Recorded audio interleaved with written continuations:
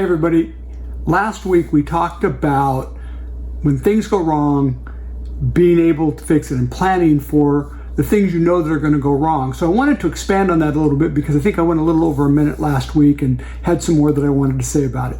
So the first thing to understand is this is all improv. That's why one of the reasons I advocate for attending improv workshops, and that's more than one thing. You need to go a few times. But learning to improv, accept what is given to you, and then go with that. Improv is simply when somebody gives you something, you say yes and. So yes, the fire alarm has gone off. You can't deny that it's happened. Now what are we going to do with that? So by all means, get your improv going.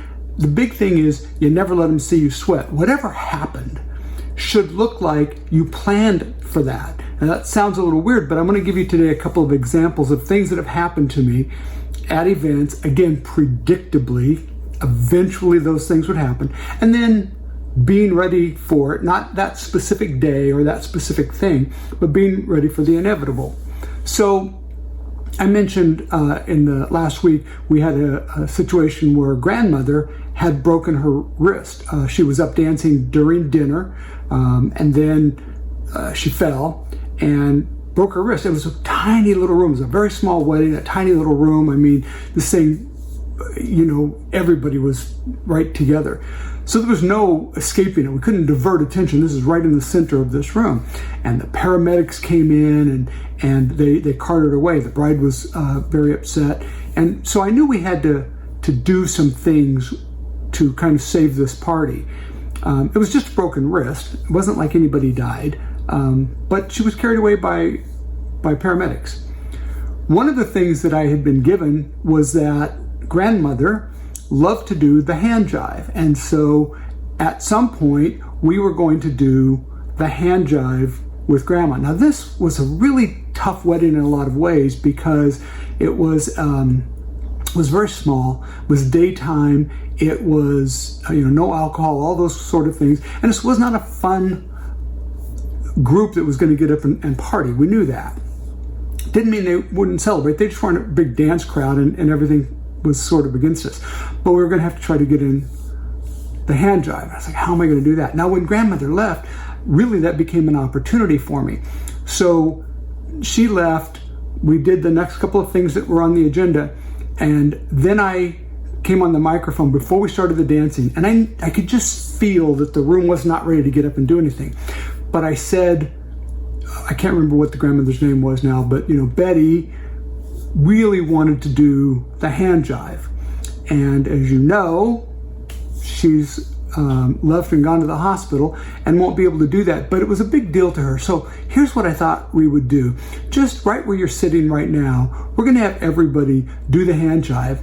I'm going to video that on my phone, and we're going to send it over to the hospital so she can watch it at the hospital. So that means we have to really, make this a really fun, enthusiastic version of this. But you just stay right where you're at. Now, if you don't know how to do the hand jive, and so I kind of walked through the steps, and I said, now we're going to do the hand jive. So this is for Betty, and we're filming in 3, 2, 1.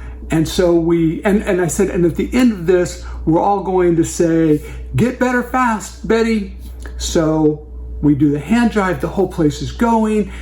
They give the big cheer at the end. We do send that over to her, by the way. And now the place is light and fun and feels energetic. So again, never let them see you sweat. These kinds of things are going to happen.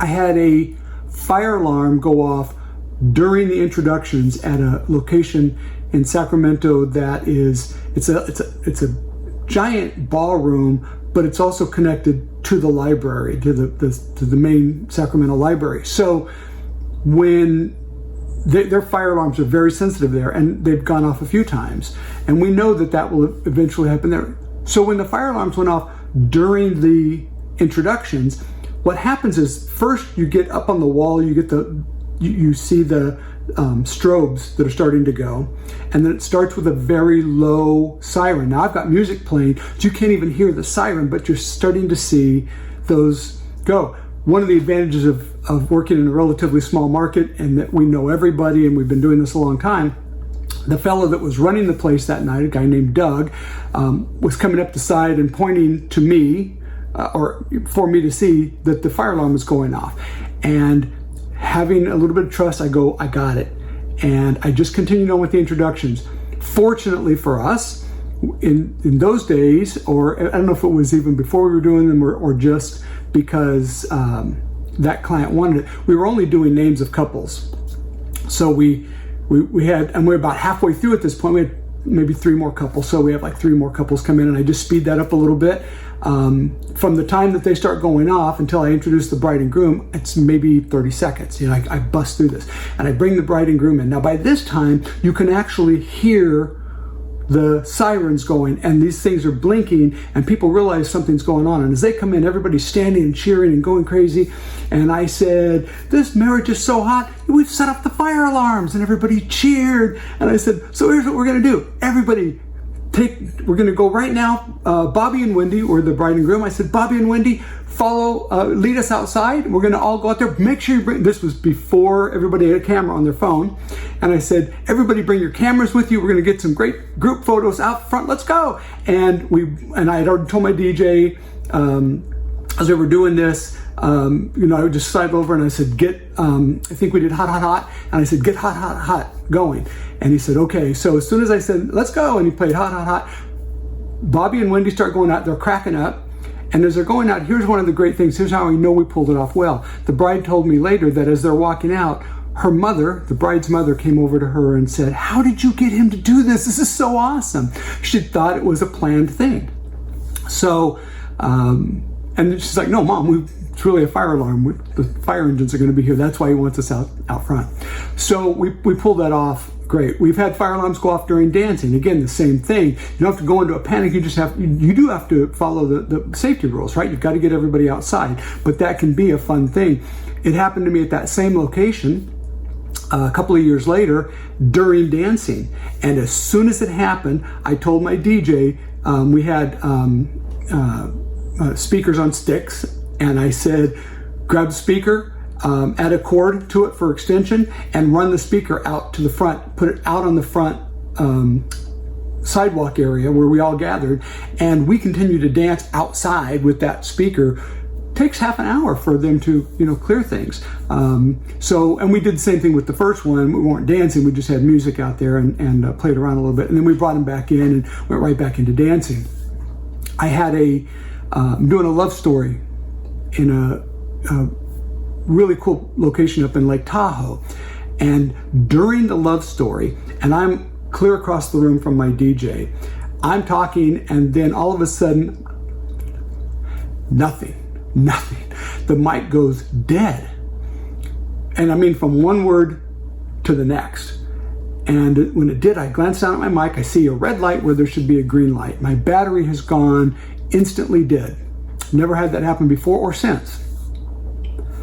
And when it happened, everybody's listening to this love story. We were just about to get into the proposal. And when it went dead, and I saw what happened, I looked over at my DJ and just sort of nodded. And I took the microphone, I put it inside my jacket pocket, and I said, thank you, David. It was my DJ. I said, thank you, David. That's a good point.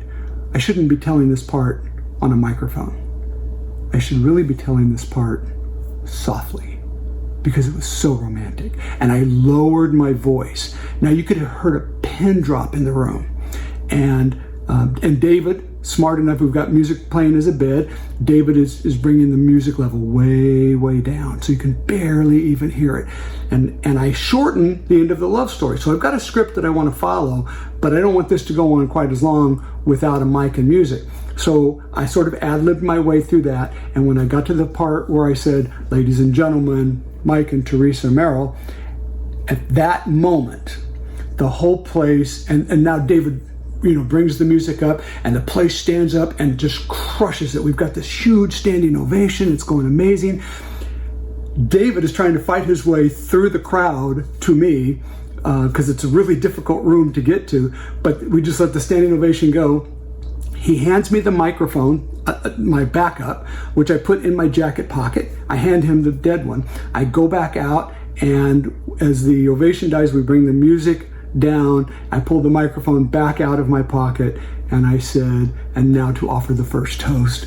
And we went right into that. And later I was talking to the groom, and he said, that was so cool when you turned the mic off.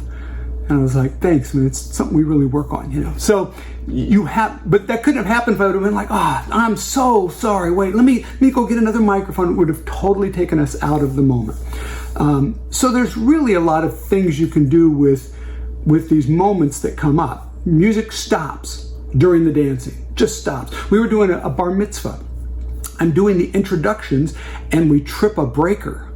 And I know we trip a breaker because the music stops instantly and all the lights are still on in the room, right? And this was, I don't have time to tell you the whole story, but it was completely our fault. We set things up incorrectly. And so when it went off, I said, okay, David, you're right. We're doing the power clap. So, and I have no mic at this point. So I said, so David does this to me every once in a while. That means he thinks the energy is a little bit low. I haven't yet brought in the guest of honor. And so I said, the first one wasn't power clap because it actually happened twice. So the first one said, you know what? David does this whenever he doesn't think there's enough energy. So here's what we need to do. And I know in the meantime, my DJ is over there working frantically to get that done. And he'll give me a thumbs up when we're set to go. So during this time, I said, so here's what we have to do. We have to really put together a lot of energy, and then he'll come in. So everybody put your hands together. Boom, boom, boom, boom. And stomp your feet, stomp your feet. And I'm just ratcheting it up. And ultimately, he gives me the thumbs up. And I said, okay, can we have music again, David? He says, yes. He goes, boom, and he drops it right in on the beat of our clapping. And in comes the guest of honor. Place blows up. We go from that right into the hora. And unfortunately, what he should have done is put us on a different circuit. We had too many lights, and he had our lights and our fogger and all that stuff.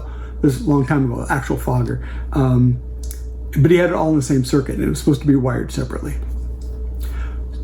We're just getting into the hora. We're just getting ready to lift him up in the chair, and the music stops again. And I was like, okay, David has done this to us again. Time for a power clap. All right, this time we're going to clap, everybody, on the beat. Now, this time he's gone a little bit longer, and I figure that's going to be the case because now he's got to switch some things, right? So this probably takes a minute and a half, maybe. It seems like forever when you're on the dance floor. But I'm doing this. I'm like, okay, put your hands together on the beat. No, you guys, come on. Listen, you're clapping all over the place. It goes like this. We go clap, clap. There you go. You got it. Now we're going to pick up the pace a little bit, and eventually I know what the beat is of the song, right? So it's Nagila Hava. So I get us on that beat. David gives us a thumbs up, and I go, David, do we have enough energy? Yes. And as we're clapping, music comes in, bam, bam, ba, ba, ba, bam, bam, and it just blows up. Here's the cool ending to the story. At the end of the night, this was the worryingest bar mitzvah mom you've ever, I don't know, worryingest is a word. She worried more than anybody. And I was talking to her at the end of the night, and she didn't mention anything about this. And I knew she was probably freaked out. So I talked to her at the end, and my ego couldn't just let it go. I had to say, well, I was so glad you didn't freak out when we had a power outage. And she went, what? When was there a power outage? What happened? I said, during the introductions, remember? I said, there was a power outage? I thought you guys just set that thing up.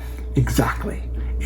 That's what we want to have happen. So whatever thing happens, you want people to be able to say, yes, this was intentional. It's part of the show. Nobody panicked. It was a blast. If you'll do those things, write down all the things that are ever going to happen, come up with 3 or 4 or 5 different scenarios, practice with your staff if you work with staff, so everybody's on the same page when you do it. I can see by looking at the clock that my minute is almost up, so I'm going to wrap it up right here. We'll see you next time.